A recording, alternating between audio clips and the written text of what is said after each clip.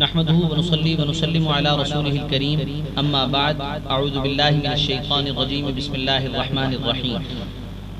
بیلکس messenger پر let's talk about Islamic knowledge کے اس روم میں بیٹھنے والے سبھی یوزرز کو، سبھی بہن بھائیوں کو السلام علیکم ورحمۃ اللہ وبرکاتہ، اہلا وسہلا مرحبا۔ آج کے اس سبق میں تجوید کی تعریف، تجوید کی ضرورت، لحن جلی، لحن خفی اور آداب تلاوت، عربی حروف تہجی کے مخارج پر گفتگو کی جائے گی۔ سب سے پہلے یہ بات سمجھیے گا کہ تجوید کی تعریف کیا ہے۔ ہم جب کہتے ہیں کہ قرآن مجید فرقان حمید کو تجوید کے ساتھ پڑھا جائے، اس کا مطلب کیا ہے؟ تجوید کہتے ہیں کہ دوران تلاوت ہر حرف کو اس کے مخرج سے ادا کیا جائے اور اس کی صفات کا خیال رکھا جائے۔ جیسے حا، اس کا مخرج حلق ہے، حا کو اس کے مخرج یعنی حلق سے نکالا جائے۔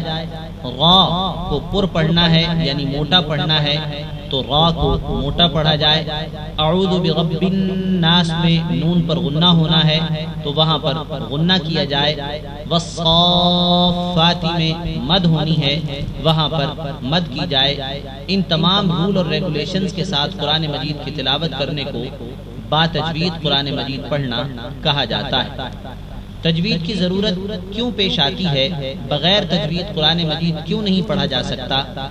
اس بات کو سمجھنے سے پہلے یہ سمجھیے گا کہ قرآن مجید فرقان حمید پڑھنے کے دوران یا خلاف تجوید قرآن مجید پڑھنا لحن کہلاتا ہے۔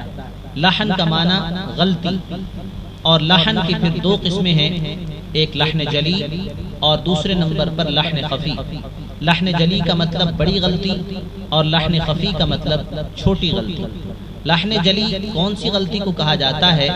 مثال کے طور پر پڑھنے والا ایک حرف کی جگہ کوئی دوسرا حرف پڑھ دے، جیسے الحمد کی جگہ الحمد پڑھ دے، تا کی جگہ وا پڑھ دے، زا کی جگہ زال پڑھ دے، سین کی جگہ صاد پڑھ دے، یعنی لفظ کو بالکل تبدیل کر دے، اسے لحن جلی کہتے ہیں۔ اور اسی طرح کسی لفظ کو بڑھا دے، جیسے الحمدللہ رب العالمین میں الحمد کی دال کے اوپر پیش ہے اور پڑھنے والا اس کے بعد اس طرح پڑھے جیسے سننے والے کو لگے کہ واو پڑھا جا رہا ہے، یعنی الحمدللہ کر کے پڑھے۔ اور یا کسی لفظ کو پڑھنے والا گھٹا دے، جیسے لم یلد ولم یولد میں جو یو ہے یا کے بعد واو ہے، پڑھنے والا یا کے بعد واو نہ پڑھے، لم یولد پڑھ دے۔ اس طریقے کا پڑھنا، یا زبر کی جگہ زیر پڑھ دے، زیر کی جگہ زبر پڑھ دے، اور اسی طرح زبر کی جگہ پیش پڑھ دے، ان تمام طریقوں کو پڑھنا لحن جلی کہلاتا ہے۔ اور یاد رکھیے علماء محدثین و مفسرین کا فتویٰ ہے کہ لحن جلی کی صورت میں قرآن مجید پڑھنا مکروہ تحریمی ہے، اور اگر کوئی شخص دوران نماز لحن جلی کی غلطیاں کرتا ہے تو اس کی نماز نامکمل ہے، اسے نماز دوبارہ پڑھنی پڑے گی، لوٹانی پڑے گی۔ دوسرے نمبر پر لحن کی دوسری قسم ہے لحن خفی۔ لحن خفی کا مطلب یہ ہے کہ ایسی غلطی نہ ہو جو لحن جلی میں کی جاتی ہے، لیکن الفاظ کو، لیٹرز کو ان کے مخارج سے ادا نہ کیا جائے، جیسے جہاں غا کو باریک کرنا ہے وہاں موٹا کر دیا جائے، یا جہاں باریک پڑھنا ہے، جہاں موٹا پڑھنا ہے وہاں غا کو باریک پڑھ دیا جائے، جس لیٹر پر غنہ ہو رہا ہے وہاں غنہ نہ کیا جائے، جس لیٹر پر مدہ ہے اس لیٹر پر مد نہ کیا جائے، اور جس لیٹر پر شد ہے اس لیٹر کو ہارڈ کر کے نہ پڑھا جائے، یہ لحن خفی کہلاتا ہے۔ یاد رکھیے کہ لحن خفی میں بھی قرآن مجید پڑھنا مکروہ ہے لیکن گناہ نہیں ہے۔ اگر کوئی شخص جان بوجھ کر یہ غلطی کرتا ہے تو گناہگار ہوگا، اور اگر کوئی جان بوجھ کر اس کو درست کرنے کی کوشش نہیں کرتا وہ بھی گناہگار ہوگا۔ اس کے علاوہ اگر بغیر ارادے کے اگر کسی سے لحن خفی کی غلطی سرزد ہو جاتی ہے تو اللہ رب العزت معاف فرمانے والے۔ لحن جلی اور لحن خفی کے بعد قرآن مجید کی تلاوت کے لیے آداب کی بھی بہت ہی اشد ضرورت ہے، کیونکہ قرآن مجید فرقان حمید ہمارے مذہب کی سب سے مقدس، مطہر، منور کتاب ہے۔ اس لیے اس کتاب کی تلاوت سے پہلے وضو کر لینا، پاک ہونا سنت ہے، لازمی ہے۔ خود قرآن مجید میں ارشاد ہے لا یمسہ الا المطہرون، اور تلاوت سے پہلے اعوذ باللہ من الشیطان الرجیم پڑھنے کا حکم بھی قرآن مجید میں دیا گیا ہے۔ البتہ بسم اللہ الرحمن الرحیم پڑھنے میں 2 یا 3 صورتیں ہیں۔ پہلی صورت تو یہ ہے کہ اگر آپ تلاوت کو بالکل آغاز سے پڑھ رہے ہیں تو اعوذ باللہ من الشیطان الرجیم کے بعد بسم اللہ الرحمن الرحیم پڑھنا بھی لازمی ہے، اور اگر پڑھتے پڑھتے درمیان میں کوئی اور صورت شروع کرنی ہے تو بھی بسم اللہ الرحمن الرحیم پڑھنا ضروری ہے، سوائے ایک صورت کے جسے سورہ توبہ کہا جاتا ہے، براءۃ من اللہ ورسولہ سے جو شروع ہوتی ہے، اس کے شروع میں بسم اللہ الرحمن الرحیم پڑھنا ضروری نہیں۔ اسی طرح اگر آپ نے کہیں کسی صورت کے درمیان میں سے تلاوت کا آغاز کیا ہے تو اعوذ باللہ من الشیطان الرجیم پڑھنا تو وہاں ضروری ہے ہر صورت میں، لیکن بسم اللہ الرحمن الرحیم میں مسئلہ یہ ہے اگر پڑھ لی جائے گی تو اجر ملے گا، لیکن اگر نہ پڑھی جائے تو اس کے نہ پڑھنے پر گناہ نہیں۔ اور قبلہ رخ ہو کے بیٹھنا، با ادب ہو کے بیٹھنا، اور دو زانو ہو کے بیٹھنا یعنی اتحیات کی شکل میں بیٹھنا، توجہ سے قرآن مجید کی تلاوت کرنا، یہ سب قرآن مجید کے آداب میں یعنی آداب تلاوت میں شامل ہیں۔ اب آتے ہیں حروف تہجی کے مخارج کی طرف۔ یاد رکھیے حروف تہجی کے مخارج کی کل تعداد 17 ہے۔ ان 17 میں سے سب سے پہلے جس مخرج کو ذکر کیا جا رہا ہے اسے کہا جاتا ہے جوف دہن۔ جوف خالی جگہ کو کہا جاتا ہے، اور دہن کا معنی منہ کے اندر کا حصہ، یعنی جوف دہن سے مراد ہوگا کہ منہ کے اندر کا خالی حصہ۔ اس حصے سے 3 حروف ادا ہوتے ہیں، 3 لیٹرز ادا ہوتے ہیں۔ فرسٹ آف آل واو، لیکن جس واو کے اوپر جزم ہوگی اور اس سے پچھلے لیٹر پر یعنی واو سے پہلے جو لیٹر ہے اس کے اوپر پیش ہوگا تو وہ واو جوف دہن سے ادا ہوگی، جیسے غیر المغضوبی، اس میں جو غوبی میں واو آپ سماعت فرما رہے ہیں یہ واو جوف دہن سے ادا ہو رہا ہے۔ دوسرے نمبر پر یا، لیکن ایسا یا جس کے پچھلے لیٹر کے نیچے زیر ہو، جیسے نستعین، نستعین میں جو یا ادا ہو رہا ہے یہ بھی جوف دہن سے ادا ہو رہا ہے۔ اور تیسرے نمبر پر الف، لیکن الف ایسا جو ساکن ہو اور اس سے پچھلے لیٹر کے اوپر زبر ہو، جیسے صراط، صراط میں جو الف ہے یہ الف ساکن ہے اور اس کے پچھلے لیٹر کے اوپر زبر ہے، یہ الف بھی جوف دہن سے ادا کیا جا رہا ہے۔ تو جوف دہن سے ادا ہونے والے لیٹرز کی کل تعداد ہو گئی 3، واو، الف اور یا۔ مخرج نمبر 2، مخرج نمبر 3 اور مخرج نمبر 4 یہ چاروں حلق یعنی تھروٹ سے ادا ہوتے ہیں، یہ تینوں مخرج تھروٹ سے ادا ہوتے ہیں۔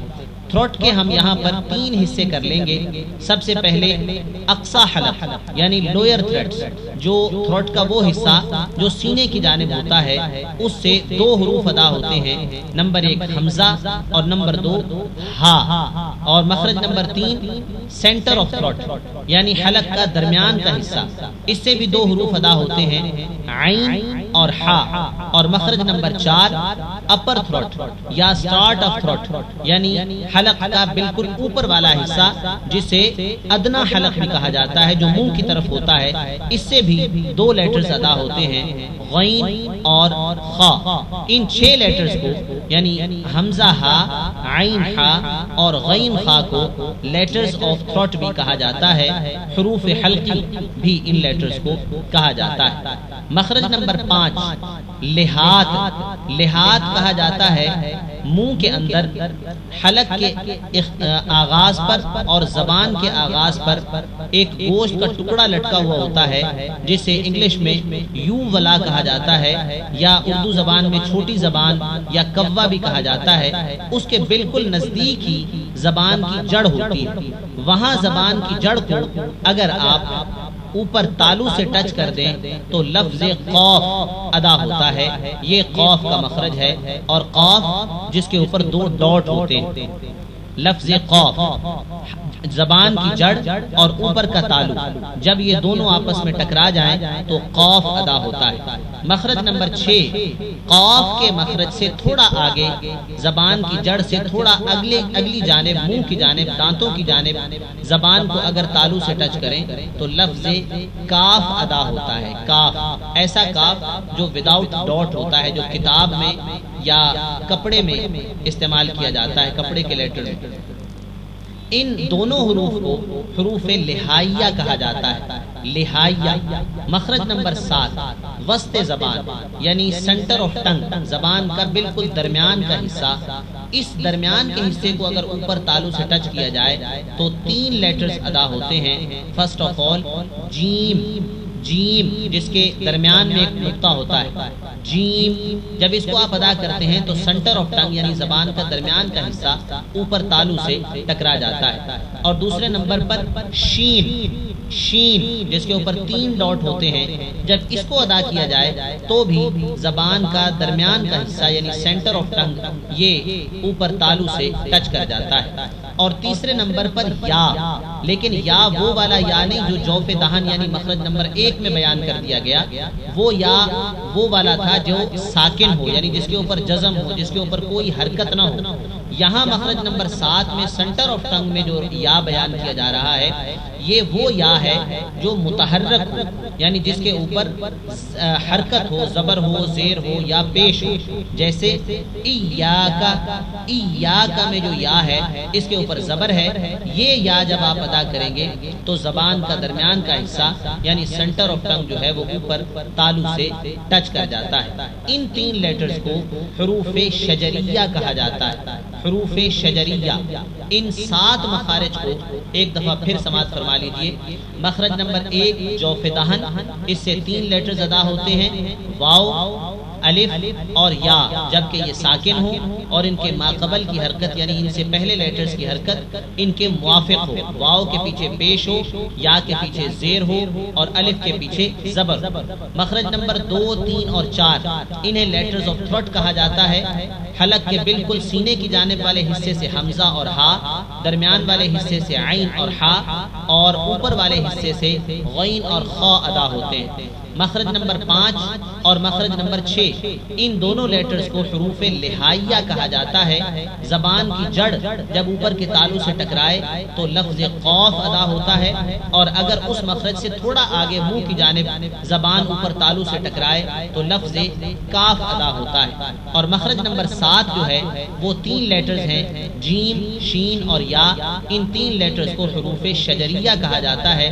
زبان کا درمیان کا حصہ سینٹر آف ٹنگ، وسط زبان جو ہے جب اوپر تالو سے ٹکرا جائے تو جیم ادا ہوتا ہے، شین ادا ہوتا ہے اور یا ادا ہوتا ہے۔ لیکن یا کے بارے میں پھر سماعت فرما لیجئے، یا ایسا جو متحرک ہو یعنی جس کے اوپر زبر، زیر یا پیش ہو۔ یا ساکن کا مخرج جوف دہن ہے اور یا متحرک کا مخرج جو ہے وہ مخرج نمبر 7 سینٹر آف ٹنگ ہے، جہاں سے جیم اور شین ادا ہوتے ہیں۔ ان 3 لیٹرز کو حروف شجریہ کہا جاتا ہے۔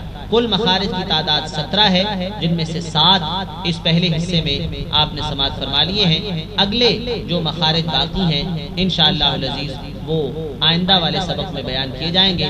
ان الفاظ کے مخارج کو سمجھیے اور پریکٹس کیجیے، ان کی پروناؤنسیشن کو صحیح طریقے پر ادا کرنے کی کوشش کیجیے، تاکہ قرآن مجید فرقان حمید کی تلاوت کرنے میں ہم لحن جلی، لحن خفی اور ہمہ قسم کی کوتاہی اور غلطی سے اپنے آپ کو محفوظ رکھ سکیں۔ اللہ رب العزت ہم سب کو عمل کی توفیق عطا فرمائے۔ بارک اللہ فی علمک و عملک۔ آج کا سبق اپنے اختتام کو پہنچا۔ السلام علیکم ورحمۃ اللہ وبرکاتہ۔